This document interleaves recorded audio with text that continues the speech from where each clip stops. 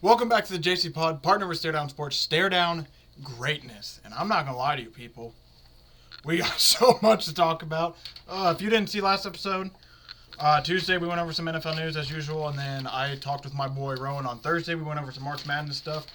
Expect Rowan to come back probably next Tuesday. We'll probably do next Tuesday or Wednesday. Probably, I think I might do Tuesday, Wednesday pod next week is kind of what I'm leaning. Let you guys know, as I know. But without any further ado, like I said, I wanted to continue on because there is a lot to talk about. And I mean, and shout out Kevontae Turpin. He just got a bag while we're talking.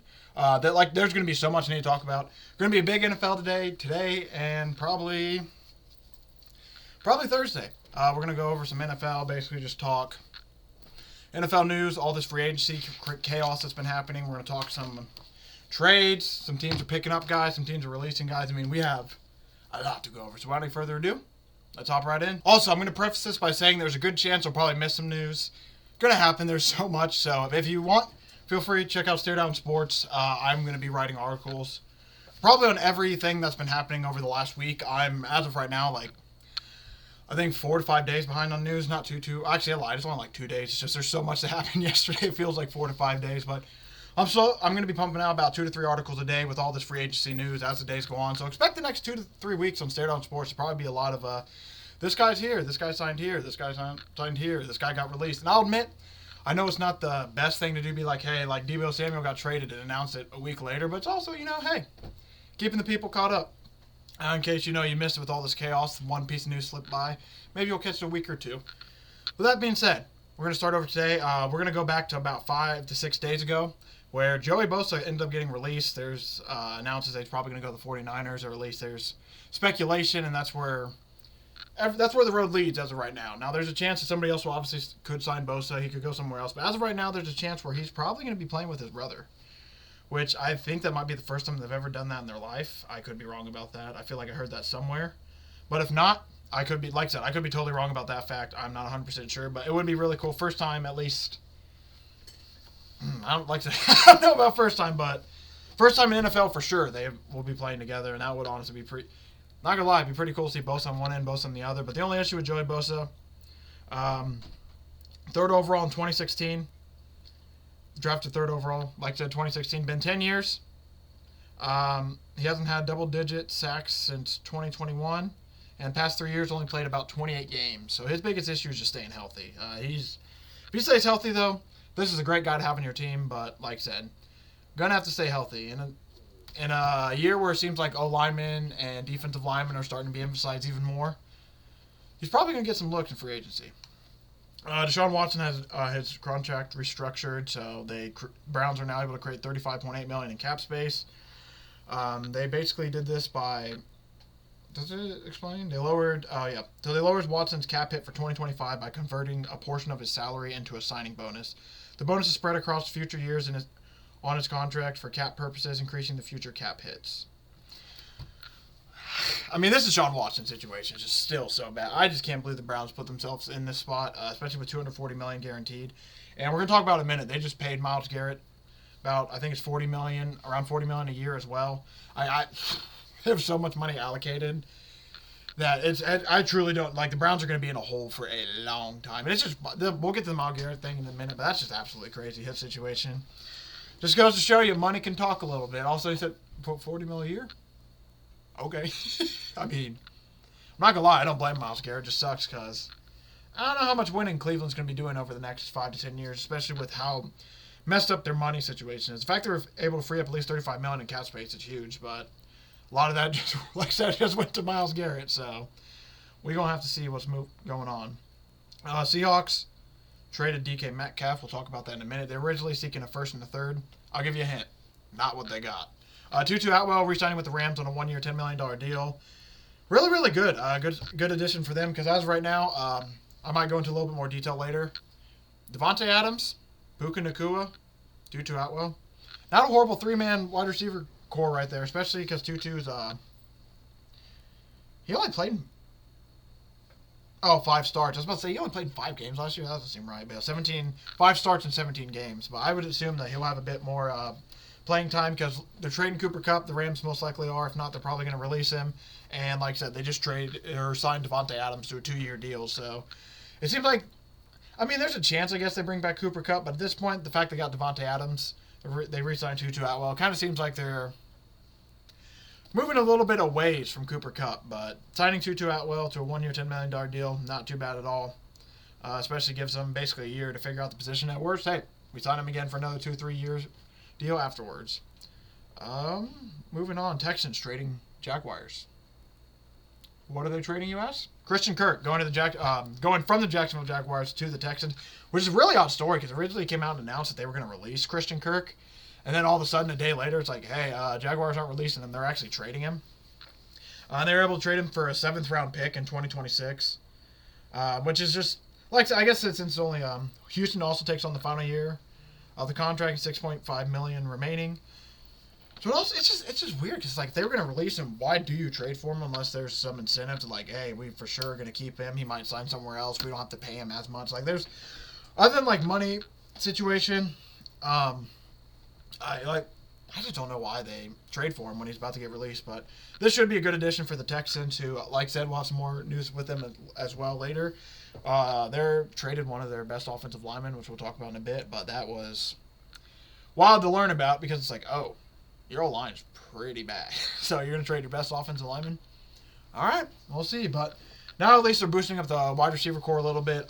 Does he take over for, I about to say, Sean Jackson?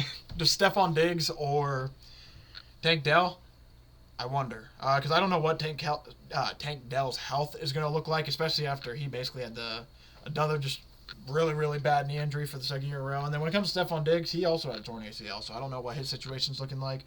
So it's a good addition for the Texans to at least get somebody in the building. But like I said, the fact that the Jaguars are going to release him, unless there's a money situation tied to it where they could get him for cheaper this way, I don't know. But at the end of the day, 7th-round pick, I mean, those are hit and miss. So you're basically not a horrible trade at all, I think. Especially, just weird, because if he's going to be released, why not sign him and keep your 7th? But it's a 7th, so we aren't going to get into it too much more. Jaguars also released Evan Ingram after 3 seasons with the team. Saves them $5.98 million in cap space.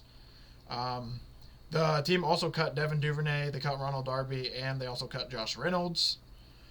Evan Ingram's going to end up on another team. There's no question about it. We're seeing a whole new U-Haul, and a U-Haul that's overhauling all the people in Jacksonville. Jacksonville's going to be interesting next year. Like, I don't know if they're going to be good per se, but they're going to be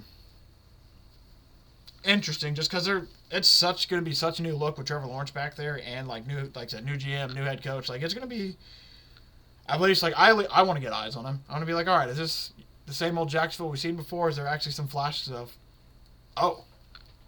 this team's good?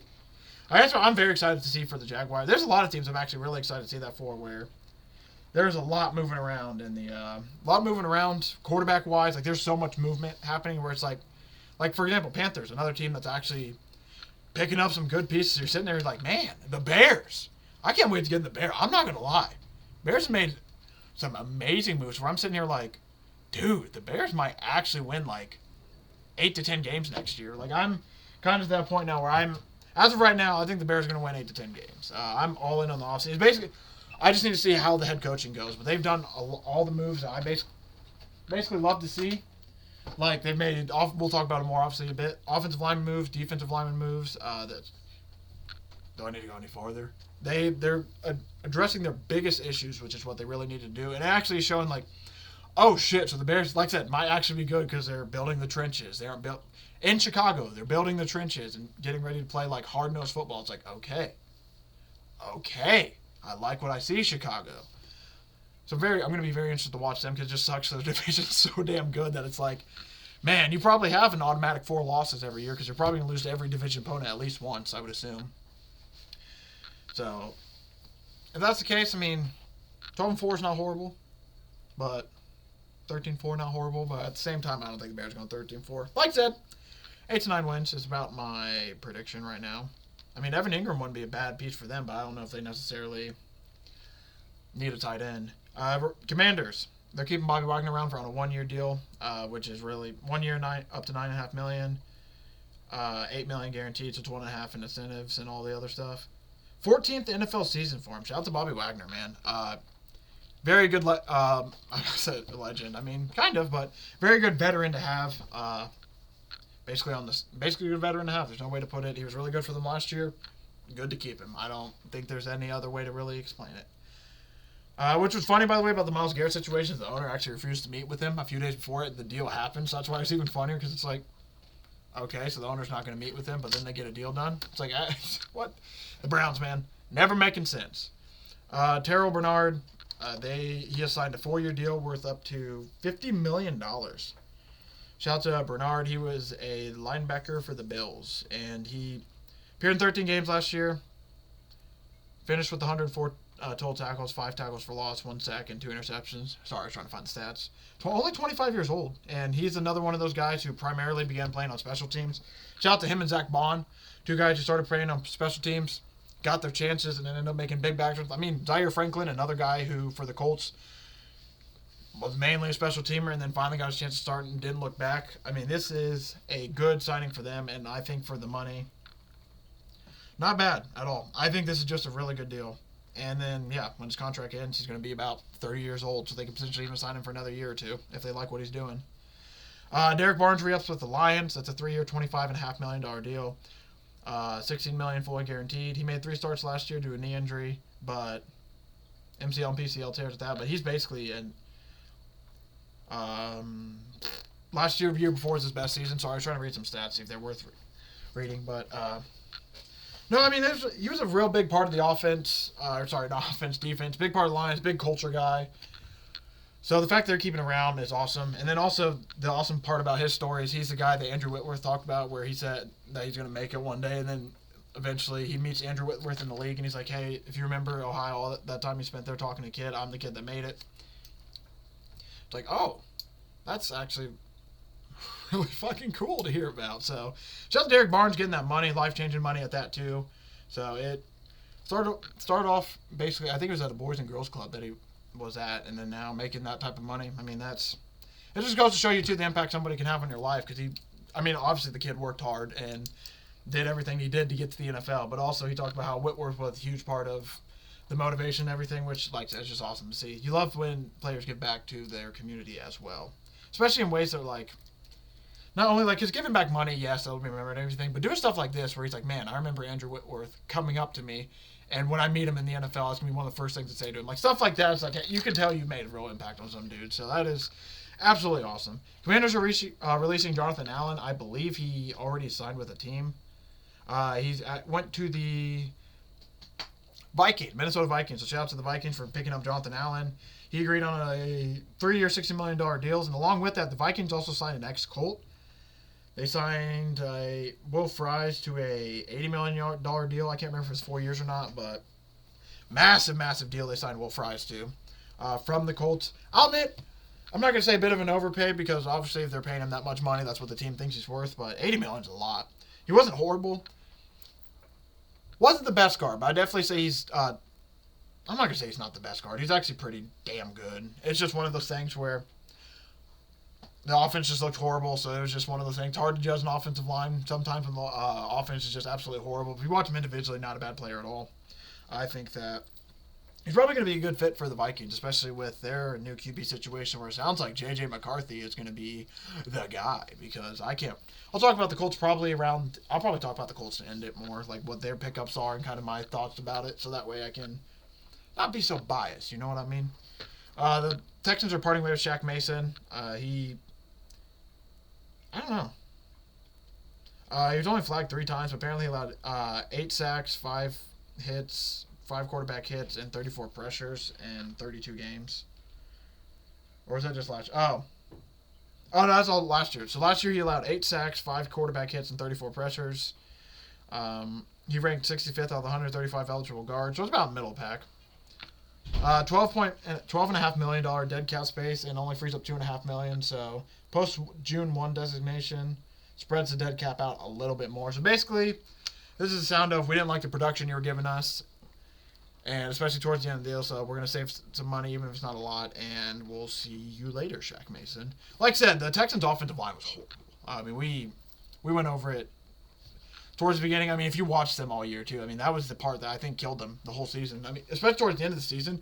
If Colts weren't as bad as they were all season, they would have had a realistic shot to steal the division, but especially mainly because, like I said, Houston was good everywhere but offensive line. Like, everywhere else they had really good pieces, but offensive line didn't get it done, and that's going to be a big issue in the NFL where we are now constantly seeing O-line, D-line taking over the game. I mean, they were already doing it before, but it's one of those things where it's starting to become even more prevalent now.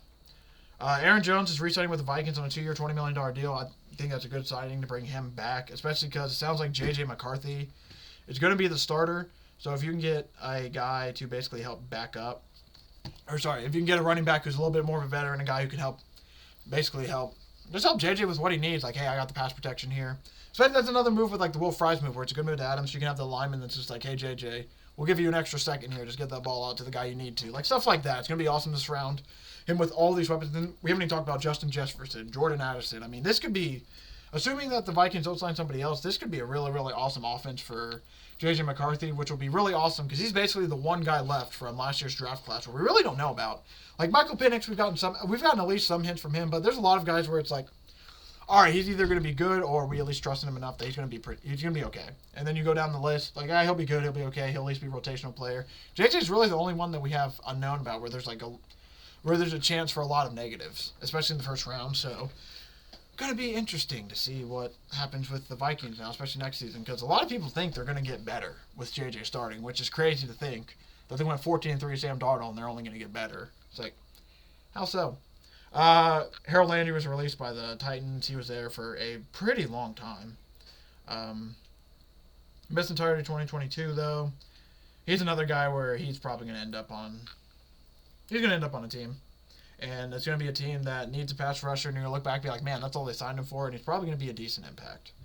Levante David, 1 year, $10 million deal with the Bucs. Literally the same exact ditto to what I said about Bobby Wagner, where good to bring a veteran back in, get the guy in the building, and then keep the guy in the building, and then help with all the younger guys, and just never a bad idea to have a vet around, because vets can be very, very valuable.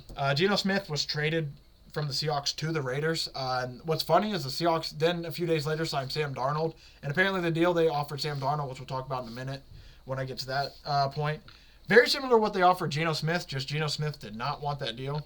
So, like I said, they traded him. The Raiders sending a third-round pick to the Seahawks in the deal. Seahawks will target branding Sam Darnold, which they did and already got him. The Seahawks open trade discussion with the Raiders by offering the latter a blockbuster proposal that would have sent Smith and disgruntled DK Metcalf for Max Crosby. Swiftly rejected the proposal. That sounds like, I won't lie, that's some straight fantasy football stuff. But with Pete Carroll there, I mean, it's a win-now situation for the Raiders, so I think Geno Smith will be pretty good for them. They talked about how they might still even draft a quarterback number 6 overall, but I would think at that point you might just draft the best player on the board. So, I mean, it could be a quarterback, maybe, yes, but I would assume that good chance that they're probably just going to draft best position at this point because they got a quarterback. They've started to really defense, started to pick it up a little bit. They have Brock Bowers still. They just have some offensive weapons that could really use some help. And then, man, that is funny though. Like I said, it's kind of like fantasy football. It's like, hey, I'll offer you Aaron Jones and Devon Achane for Jamar Chase. I'm like, all right, hold on. I am interested in Devon Achane, though, but you ain't getting Jamar Chase. So how about we just talk Devon Achane, but you interested in this guy? or I mean, it's just hilarious, honestly. Like, hey, so it's like going to your buddy, hey, so you giving up Jamar Chase? No. All right, we'll see you later. And then they're like, actually, can I have this guy, though, for something else? Sure. 3rd-round pick? Sure. It's just a drastic. I understand, obviously, you got to start somewhere in the deal. Just to end up with DK, Geno Smith for Max Crosby, and then it ends up with Geno Smith for a 3rd-round pick. It's just like, okay. It's just funny, because, I mean, it's literally just, I'll tell you what, if you're able to get Max Crosby out of that deal, though, and shout out to Max Crosby, we'll talk about him in a minute, signed a massive 3-year deal, making him one of the highest paid, maybe the highest paid defender. I just can't remember his deal became before or after Miles. I think it came before, so Miles became the highest now. Greg Russo, another guy, 4-year extension, $80 million with the Bills. Great ad. He's just good for him. I like the ad. Mike Gesicki, 3-year extension for $25.5 million. Another, I mean, not bad. That basically, he wasn't horrible at all. I just don't know. I don't know how I would say. Somebody said in a comment that Joe Burrow seems like he's running the team. I will say they are spending a lot of money on the offense. That was my point I was going to bring up. It's like that's my only concern. Is like they have not said a word. Like, yeah, you can go look for a trade, Trey Hendrickson. I understand he's asking for a lot of money, but this was their biggest issue, and this is one reason they ended up making Lou Anarumo the scapegoat. Is because I mean I understand that you have Joe Burrow, but it feels like they're really heavily going in offense. And like I said, 3 years, $25 million for Gesicki is not bad at all, but you gotta start signing some defenders here soon, guys. But I think, like I said, he didn't have a horrible year at all. 65 for 665 yards, 65 receptions, and and 2 touchdowns. First year there, so third, and fifth on the team. So okay, so he actually was the third target. So for that money, not bad at all. Hollywood Brown re-signing on a 1-year deal worth up to $11 million. Shout out. I think the Chiefs are just. I think we're going to see a lot more similar moves like that. With them signing him back, though, not DeAndre Hopkins, makes me wonder, where's DeAndre Hopkins going to end up? I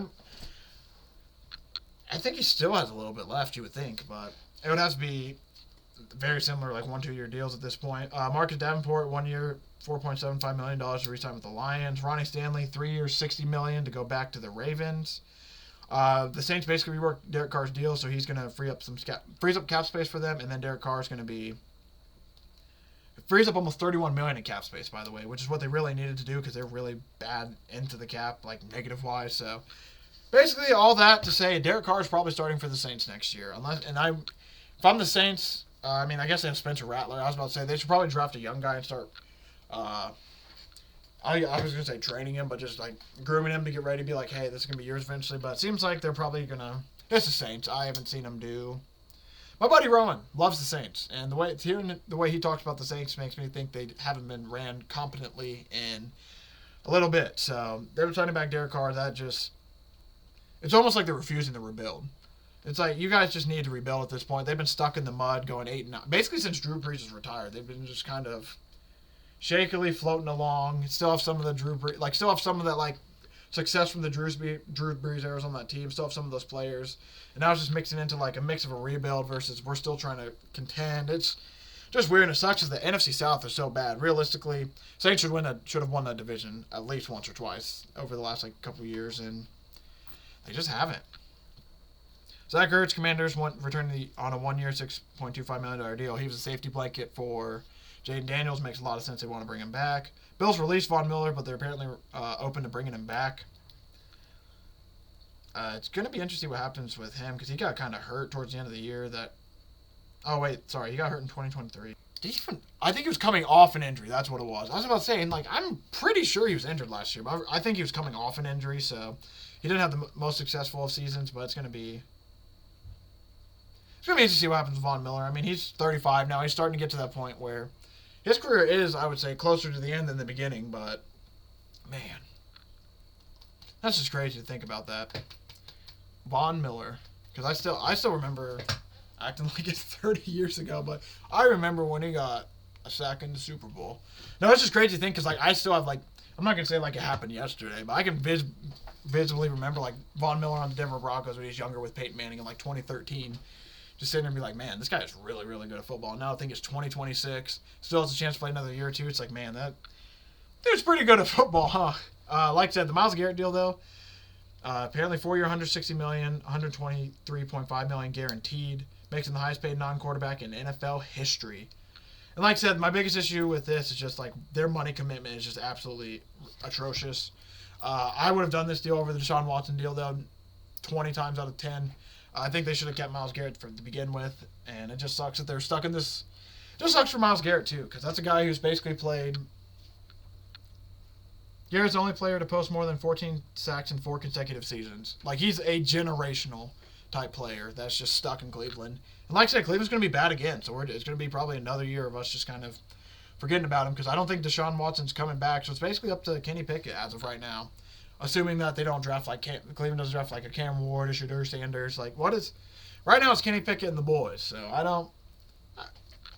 I don't think they're going to win about more than 6 or 7 games at this point, especially just because they have so much to fix. It's just, yeah, they got a long way to go. But like I said, shout out to Myles Garrett. Awesome player, amazing player, and now he's made a shit ton of money. Highest paid ever. And so it makes you think Jamar Chase is probably going to get 40.1. That's what everyone's saying. It's like, if he got 40, Jamar Chase is going to get like 40.1. So, Bengals. About to, their offense is making so much money between the tight end, 2 wide receivers, and quarterback. I mean, man, you want to talk about money. Baron Browning, though, $15-year, $1 million deal. He's re-signing with the Cardinals. Cardinals haven't made too many big splashes. This is one of their, I think there's a really, really big splash upcoming. I can't remember who it was, but I swore they signed someone big. We'll have to see. I honestly can't remember, but I thought they've been kind of quiet in free agency so far. Jaron Reed re-signing a 3-year deal worth up to $25 million to stay with the Seahawks. Going to be interesting how they look with Sam Darnold now, especially because they've released Tyler Lockett, got rid of DK Metcalf. This is damn near almost, I'm not going to say a rebuild, but it's almost like a retool, a reload, refresh of the Seahawks, where some new places and new faces and new places. All right, anyway, man, words. Chiefs are re-signing Nick Bolton to a 3-year deal worth $45 million. Amazing ad. He's been one of their best players since he basically got there. He was originally on a 4-year, $5.8 million contract, so he was pretty damn cheap, so they finally gave him some money. Obviously, he's going to be one of the top linebackers free agency because of how good he was for the Chiefs. He started every game for the Chiefs last season as well. 3 sacks, 106 tackles, and he's had 100 tackles in 3 of his 4 NFL seasons. 31 tackles and 3 Super Bowl appearances. Pretty crazy, too. Averaging 10 tackles in the Super Bowl. Just casually averaging 10 tackles in the Super Bowl. No, something slight. The Lions are releasing Zadarius Smith. I don't think he's signed anywhere yet as well. He just sounds like they're going to be... He was got in November from a Cleveland trade, and now it sounds like... Yeah, I don't know if they didn't like what they saw. They just... Money situation. I don't know. If he's older, one of those situations, but they're just releasing him. Talk about Aaron Jones. Aaron Rodgers. It's going to be interesting what ends up with him now. I mean, it basically sounds like Giants or Steelers are a lot of what I'm hearing.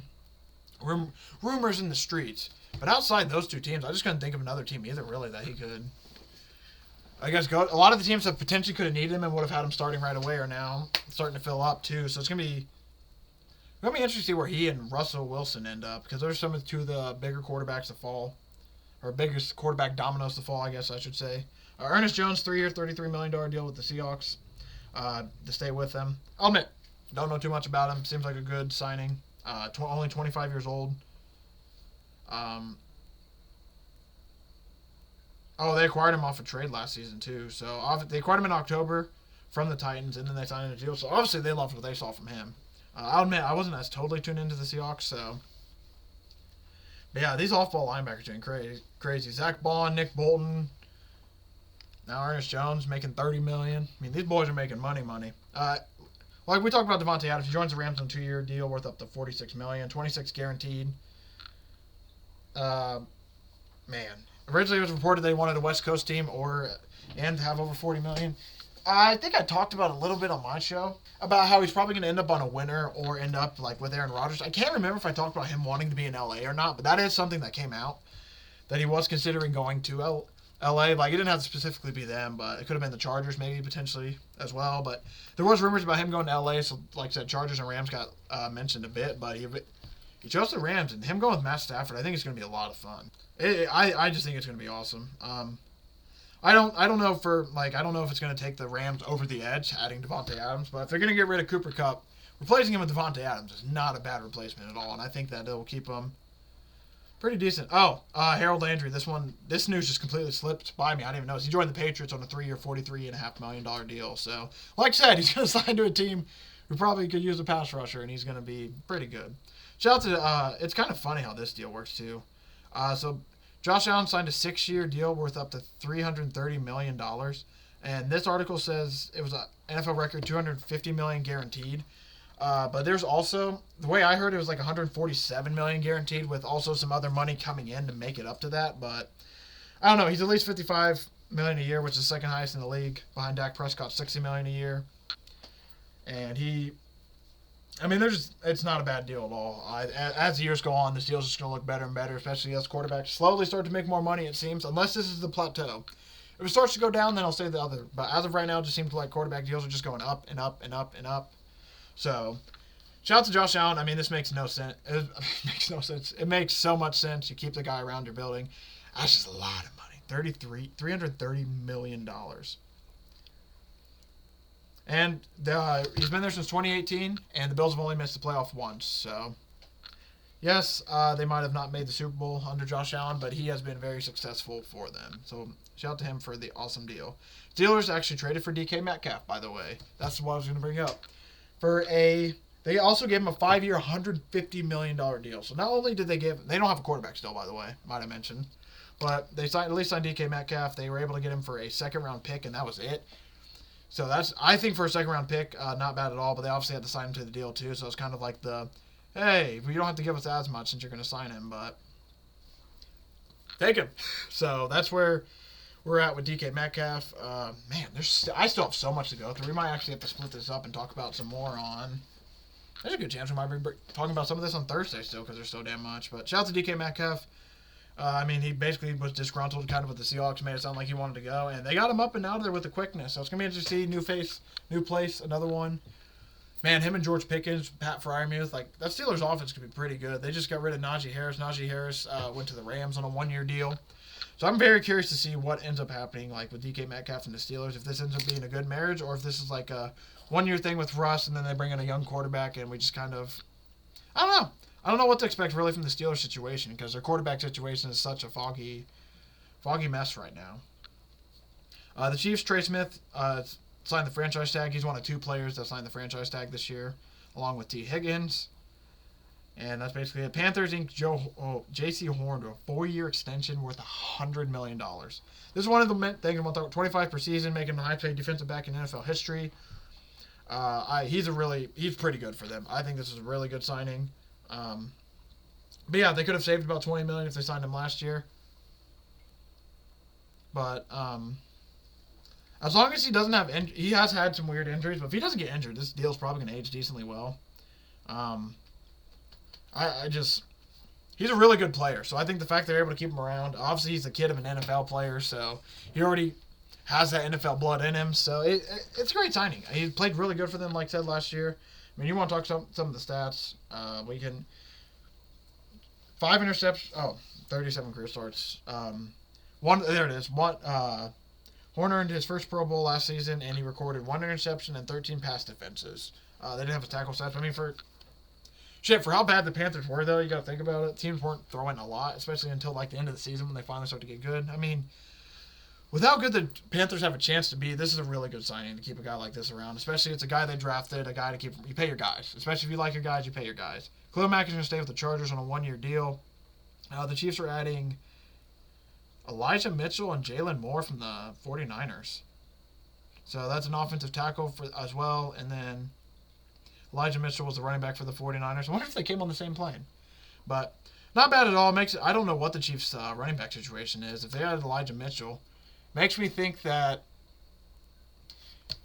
between Kareem Hunt, Carson Steele, Isaiah Pacheco, and I think there might be Samaje Perine. I'm assuming 1, maybe 2 of those guys aren't coming back if that's the case.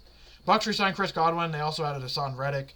Chris Godwin is a 3-year deal with $45 million. I think that is awesome to bring him back. If you saw him after he tore his knee up, he said, damn, time to go back to work. He's one of those guys that are like, okay. He's one of those guys, this guy's a dog. You want to keep that guy around your locker room. Especially, like I said, you got hurt, and immediately it's like, damn. Right back to the grind. Let's get it. And it's, man, getting chills just thinking about it. I'm not even going to lie. That's a different type of toughness that you love in a dude. They love to keep him around. They also added Hassan Reddick on a 1-year, $14 million deal, $12 million guaranteed. So they're just looking to tool up a little bit. Bears. They got Joe Tooney in a trade. They also added Drew Dahlman. They also added Grady Jarrett on the defensive line that the Falcons released for whatever reason. I do not get why the Falcons released Grady Jarrett. I thought that was I'm not going to say laughable move, but I kind of thought it was laughable. He's been around your team for 10 years. One of the core pieces of your team, and you just none of the fans are happy that he got released. So that's one of those things. But like I said, the Bears are adding, and then the Bears also added from the Colts Dio Odengbo, signed him to a $32 million deal. And then, like I said, they have added all this offensive line depth. I really like the direction the Bears are going. It's to the point now where they can also in the draft, I'm thinking to the point they can draft the best available player. They could get a running back like Ashton Genty, assuming that he's around their draft spot. I mean, the world's really starting to open up for the Bears, where it's like they've gotten, because most of their mocks had them getting offensive linemen and everything. Now they got some offensive linemen. They also got some defensive linemen. Like now it's truly like, all right, we can either fill a hole that we need, or we can draft like the best available player on the board, assuming it's not a quarterback. And we're going to be set up pretty well with Caleb Williams and the future. So like I said, 8 to 9 wins for the Bears might not be insane. Like last year I laughed it off when my friends were telling me like, you're going to be a 10-win team. It's like, all right.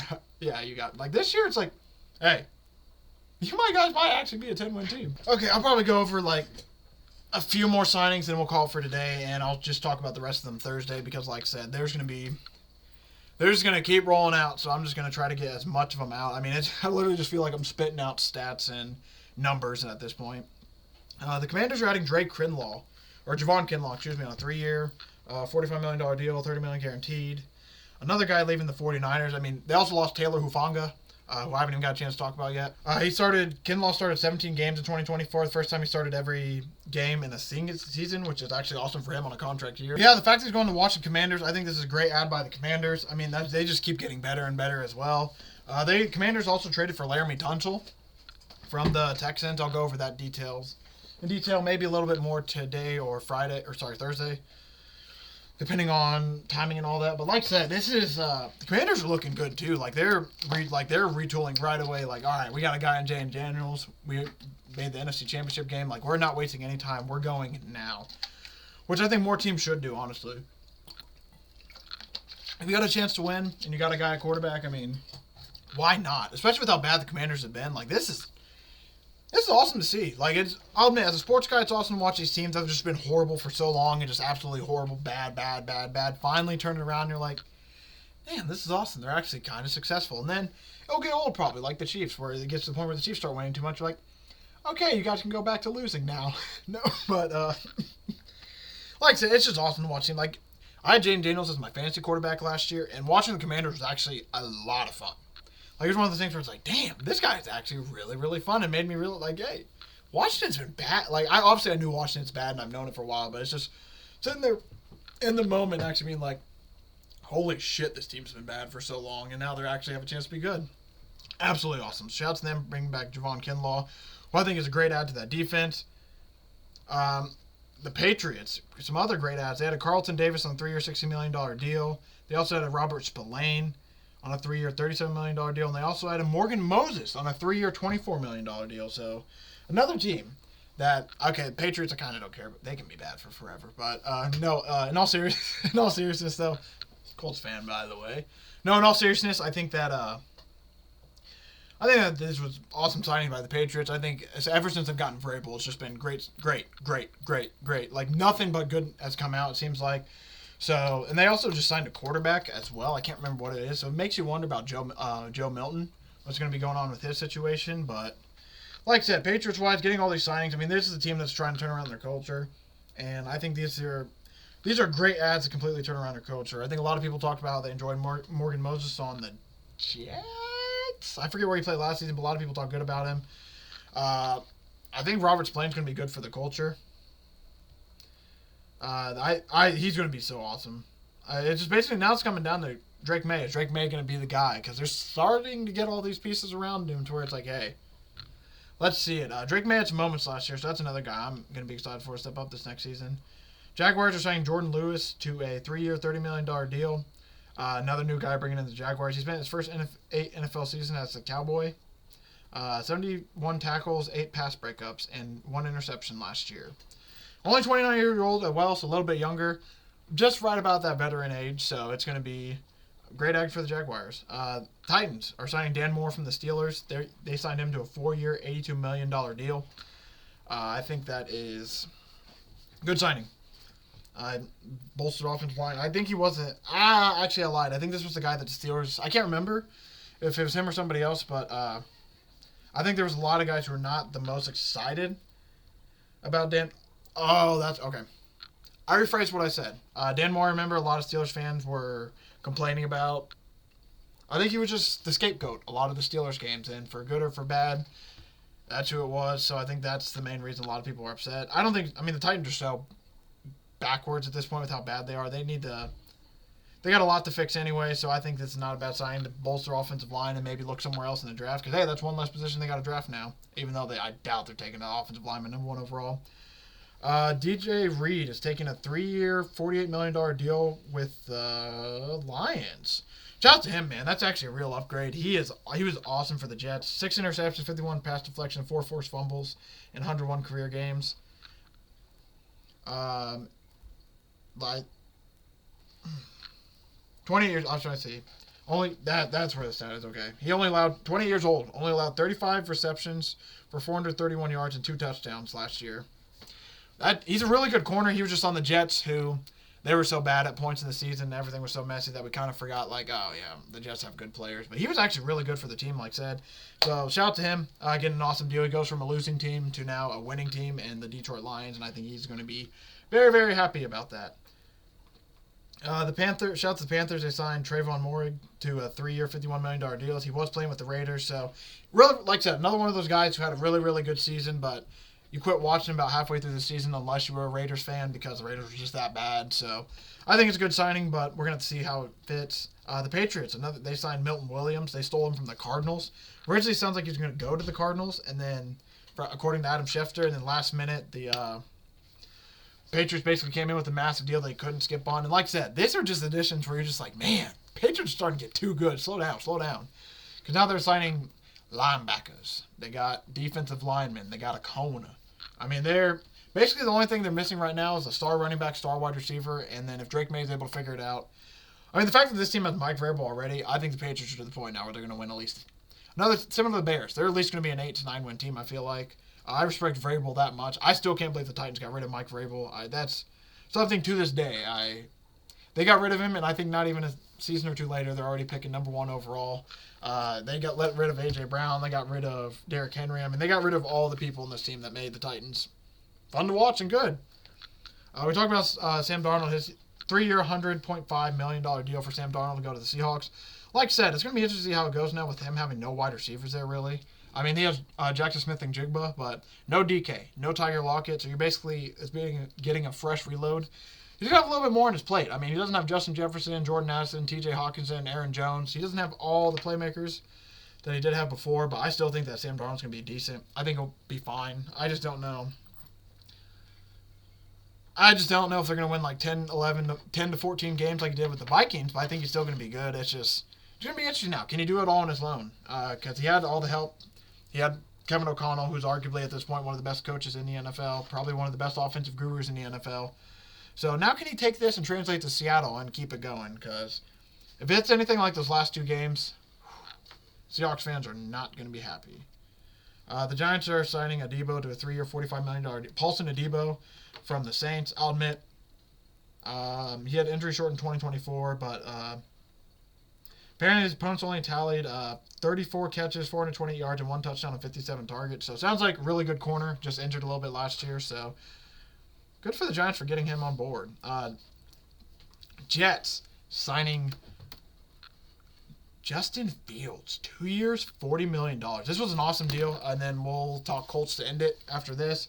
But I thought this was an awesome deal for the Jets, especially because it originally sounded like the Steelers wanted him.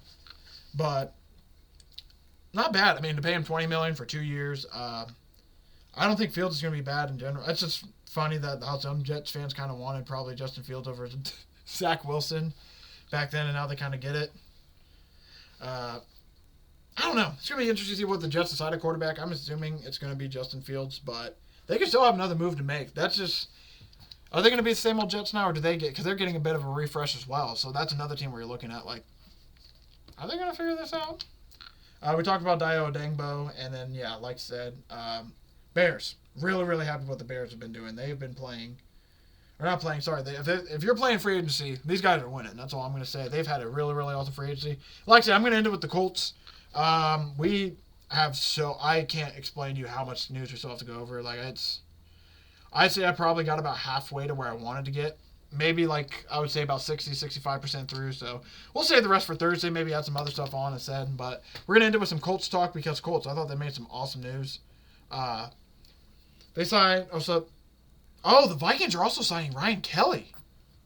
Oh, I missed this. Ooh, I kind of like that. Ryan Kelly, I was indifferent on him as our center. I thought he had moments where he's good, and then there was other moments where he was okay. And then there was like 2 or 3 weeks in the media where he came out and said stuff where he got like destroyed by Colts fans. Like, fuck this Ryan Kelly guy. Overall, I didn't think Ryan Kelly was too bad. He had moments where it was like, come on, man. But there's other moments where he's actually like pretty good and decent center. So 2-year, $18 million contract with the Vikings. He's number 78 on the top 100 free agents, so he was about down the list a little bit. He spent his entire career with the Colts after being there since 2016, man. Man. Hurts a little bit, but at the same time, it's going to be nice. I can't remember the Colts backup they have at center, but he's I'm not going to say just as good, but he's pretty good as well. Let's see. What's the... I think it's French. Not Wesley French. Not Danny Pinter. I don't know if they actually have it on here. Maybe it is Finch. I can't remember, but whoever the Colts' guard was, or center was last year that came in, pretty good. So I'm going to be excited for that movement. But yeah, some of the moves I'm excited about, Tre'Davious Ward, 3-year deal worth up to $60 million. The Colts also got, who was that safety? They signed Ashton Dulin to a 2-year deal as well. Andrew Bynum. The Colts brought him in or Cam Bynum, excuse me. Cam Bynum. Colts brought in Cam Bynum at safety, which I thought was an awesome year. 4 years, $60 million. Like I said, they brought in, biggest issue last year with the Colts. Couldn't guard for shit. Their offense would struggle sometimes. Sometimes the offense would score. You go out on the field, and the pass rush wouldn't be able to get there because somebody's wide open. And there was just, the DBs were the biggest hole in the Colts defense last year. I mean, I can't tell you how many times I just I literally had no faith in the Colts defensive backs last year. It sucked. Horrible feeling to have as a fan because you're watching them get on the field and you're just like, man, this guy's open by 15 yards. And also, I'm not fully going to blame them on the Colts totally. Gus Johnson, shout out my boy. No, Gus Bradley, not my boy. His defense wasn't the best either, in my opinion, so I also don't know if that's some of the guys, if that's a mix of a defensive scheme or not. But Tre'Davious Ward, very happy about that signing because that's a corner that the Colts have needed desperately. So now they have Kenny Moore, Tre'Davious Ward. Safety, they're going to have Cam Bynum. I mean, this Colts team is starting to get to that point now where they actually have some pieces. It just comes down to the quarterback, which Danny Dimes signs a 1-year, $14 million deal. He chooses the Colts over the Vikings for a chance to start. So this offseason, we finally found our QB competition. Daniel Jones versus Aaron Rodgers. I'm just kidding. Not that AR. Anthony Richardson. We got Daniel Jones versus Anthony Richardson. As a Colts fan, couldn't tell you who I want at this point. I would love Anthony Richardson to work out. But I just want to win football again, man. Colts haven't had winning football in forever. They haven't won their division in over 10 years. I think each team in the division has won it. I think it's 2014 the last time the Colts won the division around there.